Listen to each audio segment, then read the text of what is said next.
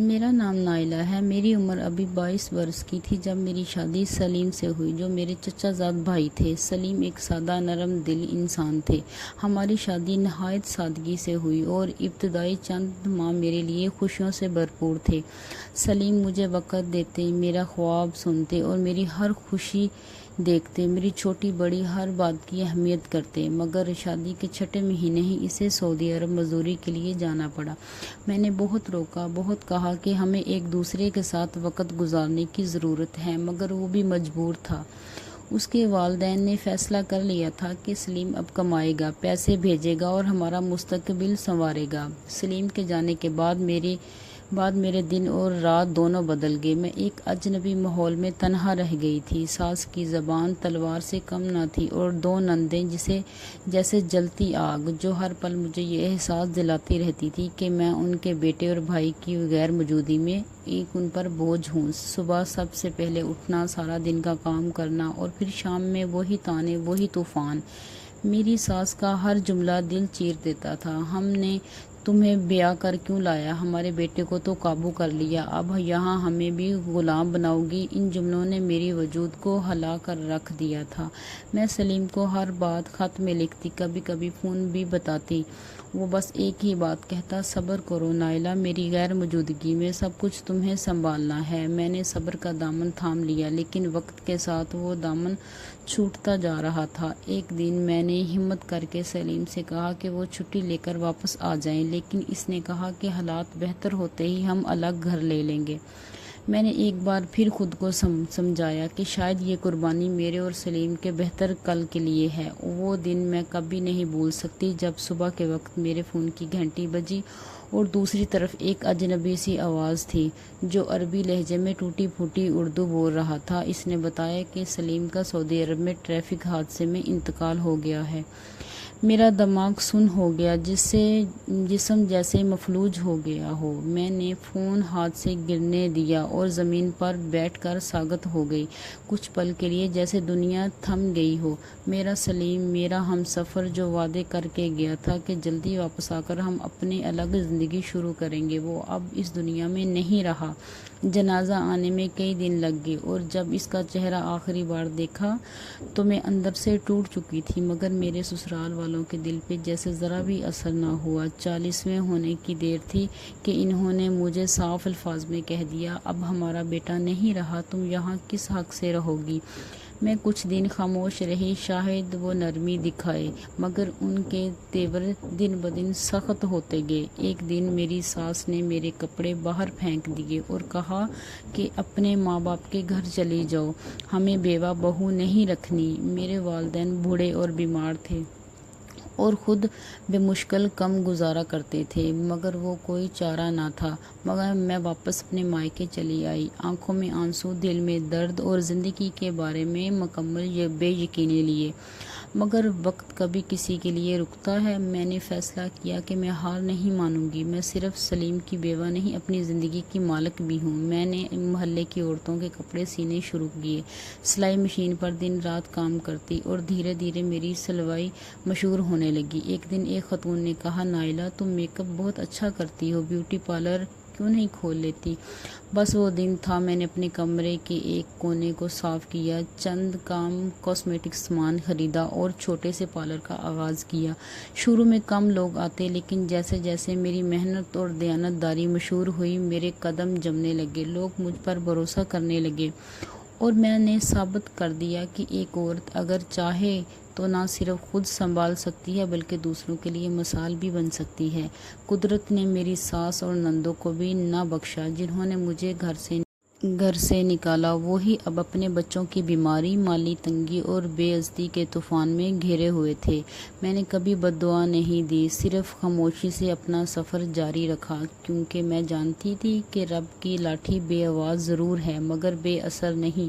میرے لیے زندگی اب ایک نیا روپ لے چکی تھی، ایک بیوہ، بغیر کسی سہارے کے مگر اپنی ہمت پر قائم عورت۔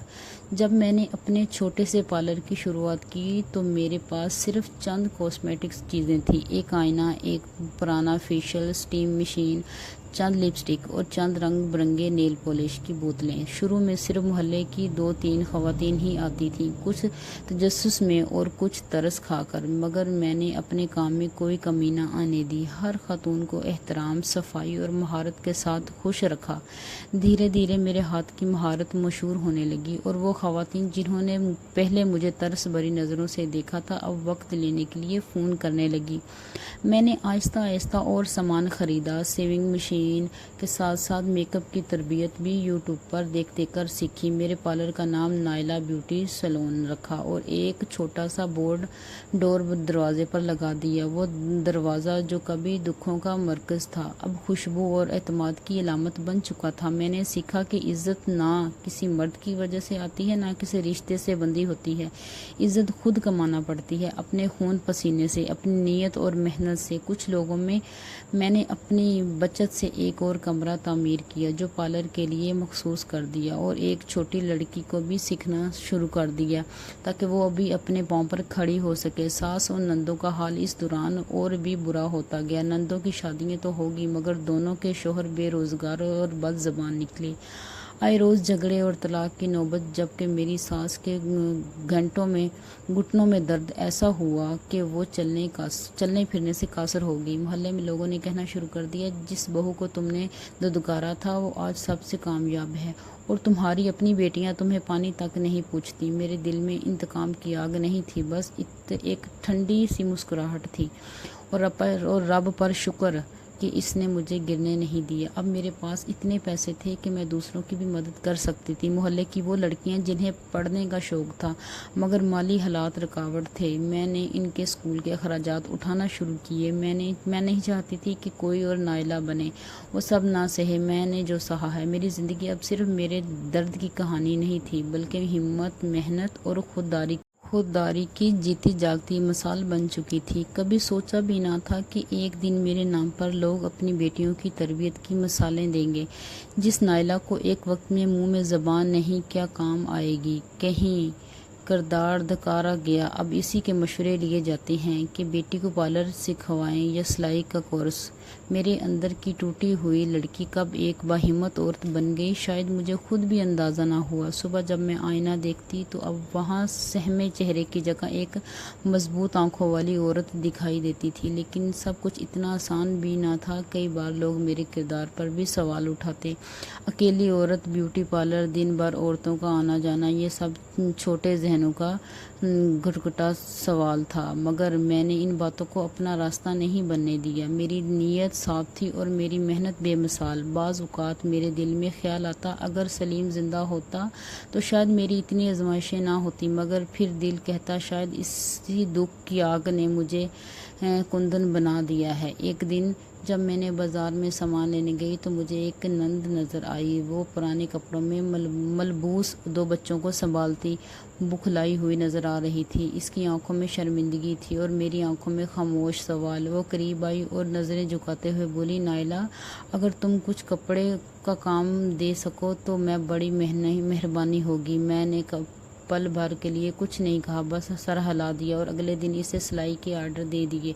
कुछ लोग इसे मेरी कमज़ोरी समझते होंगे मगर मेरे लिए ये मेरी ताकत थी। मैं इन जैसी नहीं बनी जिन्होंने मुझे गिराया। मेरे दिल में शायद आज भी सलीम के लिए कुछ जज्बात बाकी थे और इसी निस्बत से मैंने इनके ख़ानदान की मदद की। लेकिन फासले के साथ मेरा पार्लर अब एक छोटा कारोबार बन चुका था। 2 लड़कियां पार्ट टाइम काम करने आती थीं और मैंने घर के लिए एक माली मंसूबा बना लिया था। मैंने पैसा सिर्फ जमा नहीं किया बल्कि सोच समझ कर लगाया। 2 मशीनें मज़ीद खरीदी और मोहल्ले की चंद बेवा औरतों को बुलाकर इन्हें भी सिखाया कि कैसे खुद पर भरोसा करके आगे बढ़ा जाता है। मेरी ज़िंदगी अब सिर्फ मेरी नहीं रही बल्कि इन तमाम औरतों की रोशनी बन चुकी थी जो अंधेरे में रास्ता ढूंढ रही थी। एक दिन मोहल्ले की वो लड़की फरहा, जिसे इसके शोहर ने तलाक दे दी थी, मेरे पास आई। रो रही थी, कहने लगी, नायला आपने कैसे जिया, मुझे भी बताएं, मैं मर जाना चाहती हूँ। मैंने इसे गले लगा लिया। इस मोहल्ले में अपने माजी की वो रातें याद आईं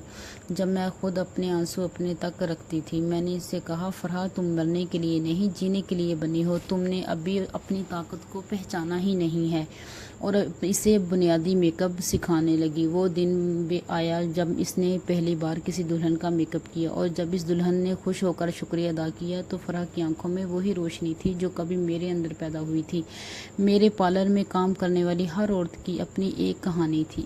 کسی نے شوہر کا تشدد سہا تھا، کوئی غربت سے تنگ تھی، کسی کا گھر والوں نے بوجھ سمجھا تھا، مگر ہم سب ایک ہی چھت کے نیچے ایک دوسرے کا سہارا بن چکی تھی۔ ہم کام کرتی، ہنستی، کبھی رو لیتی اور کبھی چپ چاپ ایک دوسرے کی کمر تھپ تھپاتی۔ یہ جگہ اب صرف روزگار کا ذریعہ نہیں بلکہ ایک ایسا حلیہ بن گئی تھی جہاں عورتیں خود کو محفوظ اور قابل محسوس کرتی تھیں۔ ایک دن مقامی عورتوں کی فلاحی تنظیم نے مجھے دعوت دی کہ میں نے اپنے تجربے پر ایک نشست میں بات کروں۔ جب میں اسے چھوٹے سے اسٹیج پر کھڑی ہوئی تو میرے دل کی دھڑکن تیز تھی مگر میری آواز میں یقین تھا۔ میں نے کہا، مجھے بیوہ ہونا کمزور نہیں، طاقتور بننے کا موقع لگا۔